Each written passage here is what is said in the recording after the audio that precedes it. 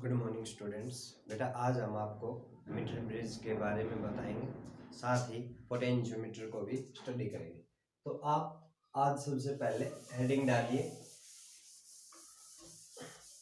Metre bridge. अभी इससे पहले आपने स्टडी किया था, इससे पहले हमने स्टडी किया व्हीटस्टोन ब्रिज।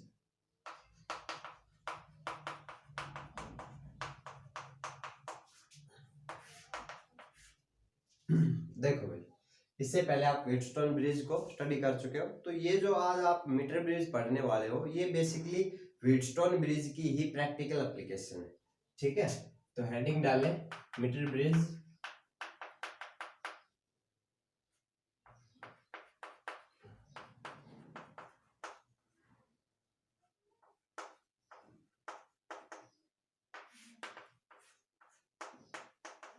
लिखो सबसे पहले metre bridge it is a practical application of Wheatstone bridge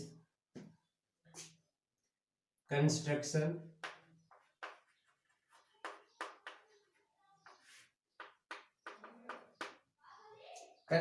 देखो, अभी ये हमारे पास एक रेजिस्टेंस बॉक्स है। यहां पर हमने एक अननोन रेजिस्टेंस लगाया हुआ है एस। क्लियर?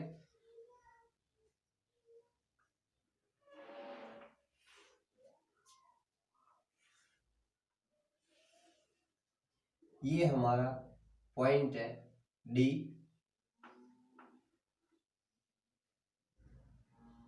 ये यहाँ पर हम वायर की भी हेल्प ले सकते हैं और आप चाहे तो कॉपर की स्ट्रिप भी लगा सकते हैं।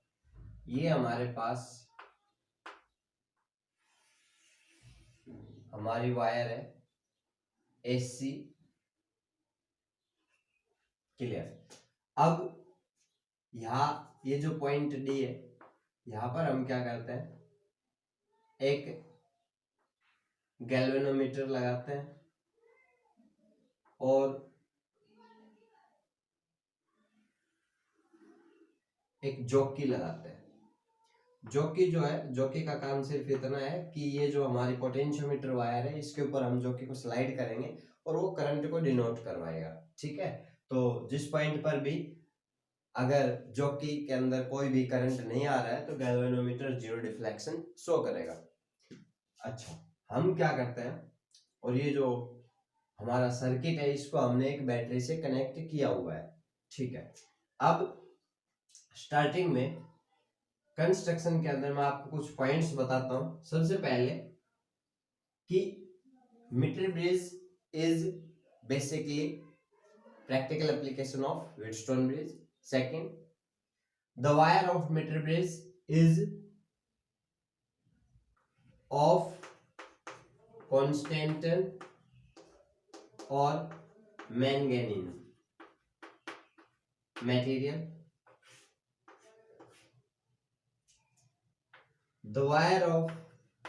The length of wire is used 1 meter, or we can say 100 centimeter. Clear? S is unknown resistance.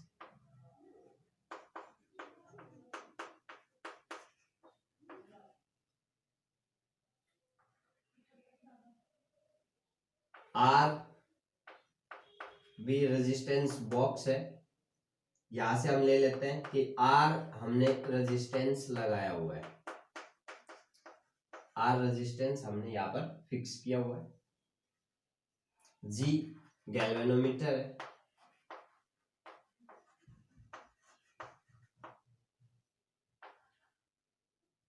और J जॉकी है,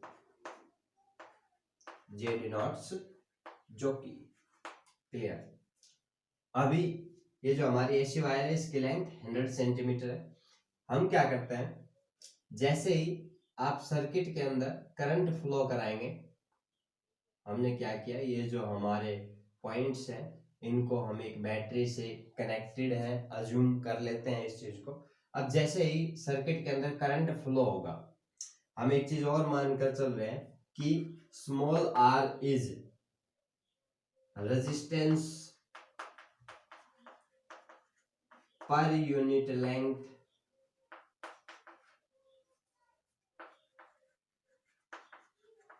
ऑफ वायर एसी। जो हमारी एसी वायर है इसकी यूनिट लेंथ का जो रेजिस्टेंस है वो है हमारे पास स्मॉल आर। क्लियर?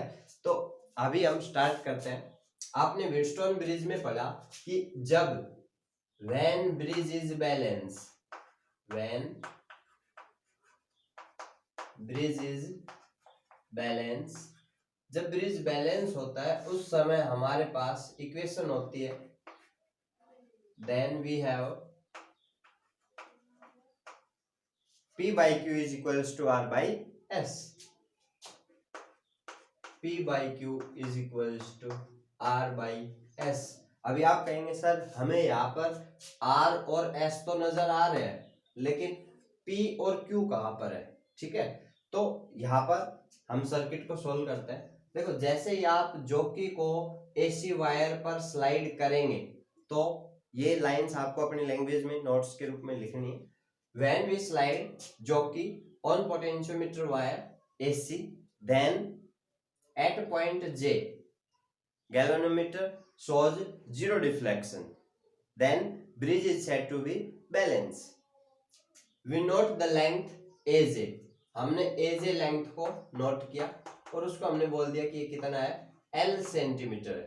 तो सिंपल सी बात है, जो JC जो लेंथ बचेगी, ये लेंथ, अगर ये लेंथ हमारे पास L सेंटीमीटर है तो ये जो बाकी जो बची ये होगी 100 माइनस L सेंटीमीटर।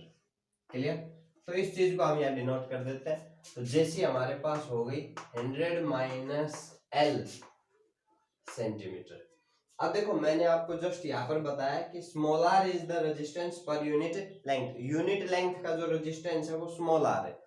तो सिंपल सी बात है कि ये जो L लेंथ है इसका जो रेजिस्टेंस होगा उसी को हम P बोलेंगे और वो हमारे पास क्या हो जाएगा, L इंटू R। सिमिलरली जो Q है वो क्या होगा, 100 minus L into R। Clear? अभी ये हमारे पास रेजिस्टेंस है। अब हमें पता चला कि जैसे हमने जॉकी को J पॉइंट पर डिनोट किया, कंप्रेस किया, तो यहाँ पर क्या हुआ, गैल्वेनोमीटर ने जीरो डिफ्लेक्शन शो किया। इसका मतलब हमारा ब्रिज बैलेंस है। अब ब्रिज बैलेंस है तो इसके हेल्प से हम क्या लिख सकते हैं, P by Q is equals to R by S। और जैसे ही आप इस चीज को लिखेंगे तो हम लिख सकते हैं L into R upon 100 minus L into R which is equals to R by S, R by S। अभी देखो R की वैल्यू हमें पता है, ये हमने रेजिस्टेंस बॉक्स से फिक्स किया हुआ है, यानी कि ये हमारा नॉन रेजिस्टेंस है। तो हम ये जो अननोन, अब ये जो R से R कैंसिल हो गया तो हम इसको लिख सकते हैं कि S is equals to 100 minus L divided by L into R। अब देखो, आपको जो L लेंथ है ये आप मेजर कर सकते हैं। यहाँ पर हम एक मीटर स्केल लगा देते हैं। क्लियर?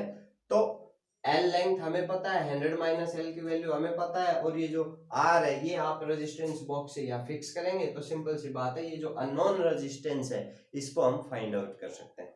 ठीक है, तो आप लिख सकते हैं कि by use of metre bridge we can find out unknown resistance using WSB experiment.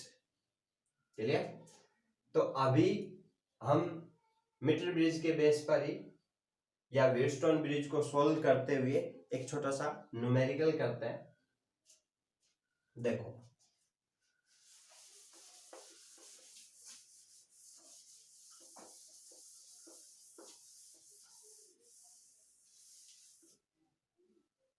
मान लिया ये हमारे पास ये हमें सर्किट दिया हुआ है,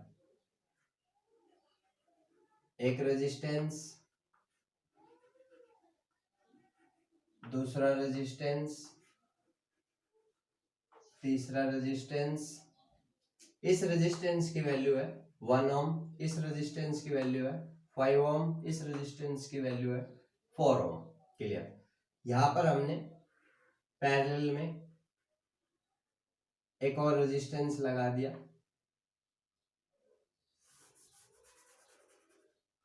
नीचे लगा देते हैं। यहां पर हमने एक और रेजिस्टेंस लगा दिया जिसकी वैल्यू है 2 ओम, और इसको हमने इस पॉइंट से कनेक्ट कर दिया।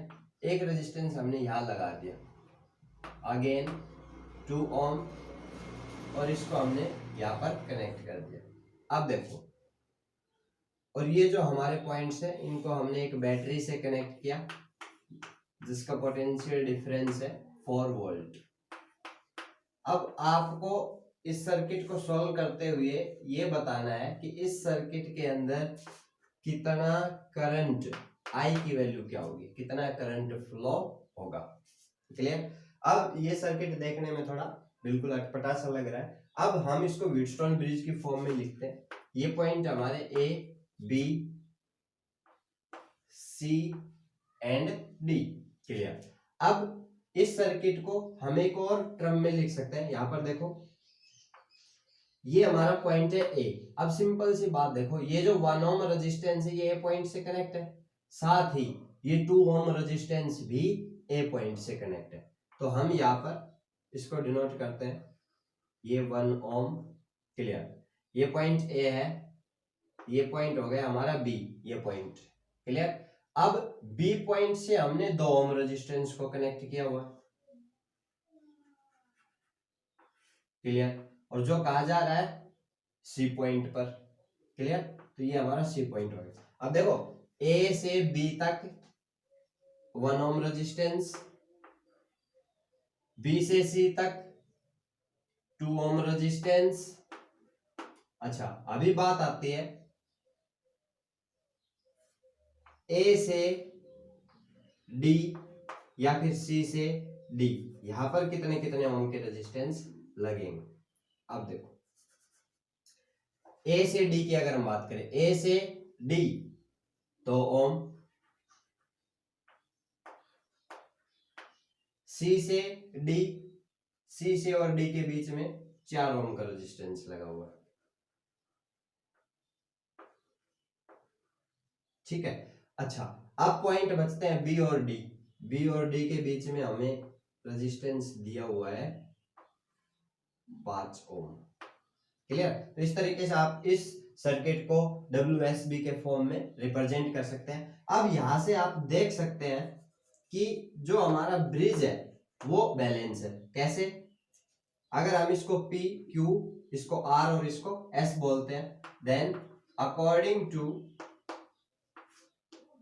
WSB bridge is balance. क्यों? Because P by Q is equals to R by S। 1 by 2 is equals to, देखो 1 by 2 is equals to 2 by 4। Clear. यहां से हमारे पास ब्रिज बैलेंस है। ब्रिज बैलेंस है तो आपको ये समझने की जरूरत है कि इस सर्किट के अंदर, इस 5 ओम के अंदर जो करंट है वो क्या रहेगा? 0 रहेगा। इस 5 ओम के अंदर कोई करंट नहीं आएगा। अब 5 ओम के अंदर कोई करंट नहीं आएगा तो हम इस रजिस्टर को डिनोट नहीं करेंगे। इस रजिस्टर को डिनोट नहीं करेंगे तो आप सिंपल यहां से समझ सकते हैं कि हमारे पास जो इफेक्टिव रेजिस्टेंस है वो क्या हो गया भाई, ये जो 2 रजिस्टर है ये सीरीज में। क्लियर। और ये 2 रजिस्टर सीरीज में, तो इन दोनों का इफेक्टिव रेजिस्टेंस 3 ओम, इन दोनों का इफेक्टिव रेजिस्टेंस 6 ओम। क्लियर। अब ये 3 ओम रजिस्टर और ये 6 ओम रजिस्टर किसमें है? पैरेलल में कनेक्ट है। क्लियर। अब ये पैरेलल में कनेक्ट है तो इफेक्टिव रेजिस्टेंस कितना हो गया हमारा? 1 by Rp is equals to 1 by 3 plus 1 by 6। Simple हम इसको कह सकते हैं कि जो इफेक्टिव रेजिस्टेंस है वो हमारा कितना है? 2 ओम आया। इस सर्किट का इफेक्टिव रेजिस्टेंस 2 ओम आया और जो बैटरी है वो हमें 4 वोल्ट की दी हुई है। तो सिंपल सी बात है, अकॉर्डिंग टू ओम्स लॉ जो करंट है वो क्या रहेगा? I is equals to V by R। Then V की वैल्यू हमें 4 दी हुई है, 4/2 यानी कि जो करंट आएगा वो हमारे पास 2 एम्पियर होगा। क्लियर? तो ये एक छोटा सा न्यूमेरिकल था जो कि हमने WSB या मीटर ब्रिज के ऊपर सॉल्व किया। इसके बाद आता है हमारा टॉपिक पोटेंशियोमीटर। हेडिंग डालें।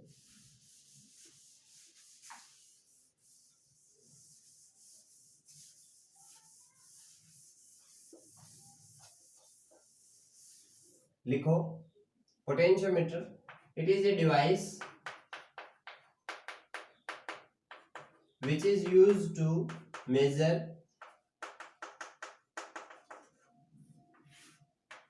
EMF or potential difference of a cell or battery। Clear? अभी आता है इसका प्रिंसिपल। डेफिनेशन लिखी हमने, प्रिंसिपल में लिखे potentiometer is based on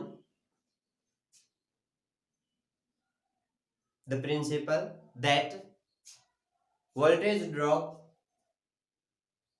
across a wire is directly proportional to its length। voltage drop और potential drop across a wire is directly proportional to its length। Okay, अभी हम करते हैं कंस्ट्रक्शन।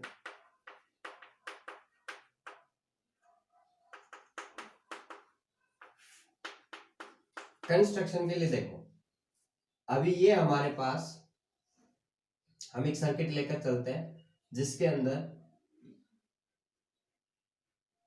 ये हमने रियोस्टेट लगा रखा है। ये हमारा रियोस्टेट है RH, ये हमने की लगाई हुई है। यहाँ पर ये एक एमीटर लगा दिया, यहाँ पर ये हमने एक बैटरी लगा दी।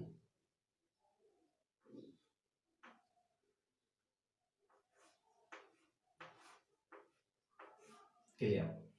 अभी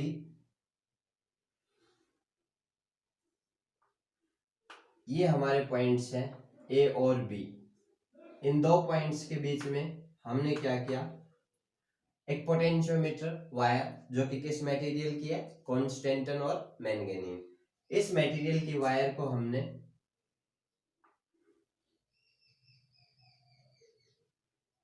इन दो टर्मिनल्स A और B के बीच में स्ट्रेच कर दिया। ये हमने एक कॉपर की स्ट्रिप लगाई,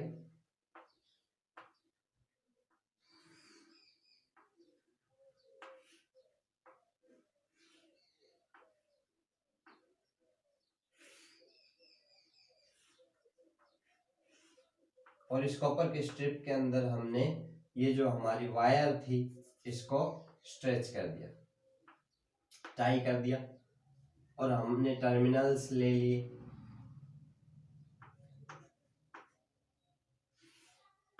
क्लियर? अब देखो, ये जो हमारा बी पॉइंट है, यहां से हमने एक वोल्टमीटर लगा दिया। वोल्टमीटर के पॉजिटिव को बैटरी के पॉजिटिव से, वोल्टमीटर के नेगेटिव को बैटरी के नेगेटिव से, सेम फॉर एमीटर। क्लियर? अब इस वोल्टमीटर को जॉकी के थ्रू हमने इस पोटेंशियोमीटर वायर के ऊपर स्लाइड करना। क्लियर? ये जो वोल्टमीटर है ये पोटेंशियल ड्रॉप को कैलकुलेट करेगा।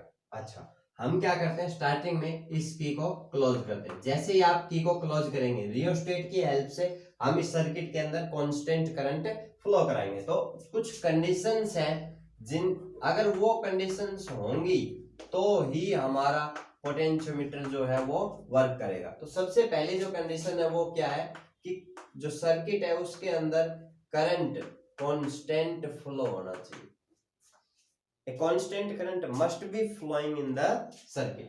सेकंड जो कंडीशन है वो है हमारे पास कि जो वायर है उसका area of cross section constant होना चाहिए। वायर ऐसा नहीं होना चाहिए कि कहीं जो हमारी वायर है वो बहुत ज्यादा थिन है और कई बहुत ज्यादा थिक है। क्लियर? तो वायर का जो एरिया ऑफ क्रॉस सेक्शन है वो भी कांस्टेंट होना चाहिए। क्लियर? और जो हमारी वायर है वो एक सेम मटेरियल की बनी होनी चाहिए। ऐसा नहीं है कि यहाँ से यहाँ तक वायर हमने कॉपर की ले ली, उसके बाद आगे हमने एल्यूमिनियम की ले ली। ऐसा नहीं होना चाहिए। वायर जो है वो एक सेम मटेरियल की बनी होनी चाहिए।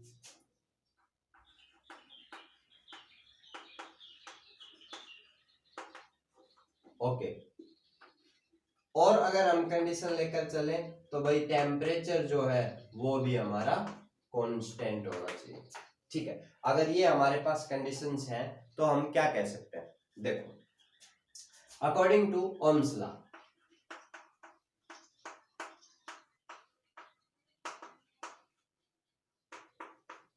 V is equals to IR, then we can write V is equals to IR. Resistance आपको पता है, directly proportional to length and inversely proportional to area of cross section. Then we can write V is equals to I rho L by A। अब यहां से आप देख सकते हैं कि करंट कांस्टेंट है, सेम मटेरियल की है तो रेजिस्टिविटी कांस्टेंट है, एरिया ऑफ क्रॉस सेक्शन आप कांस्टेंट लेकर चले हैं, तो यहां से हम कह सकते हैं कि V is directly proportional to length, जो कि हमने आपको प्रिंसिपल बताया था। किसका? पोटेंशियोमीटर का। पोटेंशियोमीटर का प्रिंसिपल बताया था कि भाई जो वोल्टेज ड्रॉप होगी किसी भी वायर के अंदर वो उसकी लेंथ के डायरेक्टली प्रोपोर्शनल होगी। और जब आप ये डायरेक्टली प्रोपोर्शनल का साइन हटाएंगे तो यहां से हमारे पास कांस्टेंट आएगा के, और इस कांस्टेंट को हम क्या बोलते हैं? Potential gradient.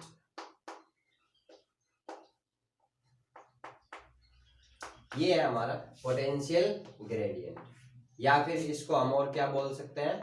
वोल्टेज ड्रॉप पर यूनिट लेंथ।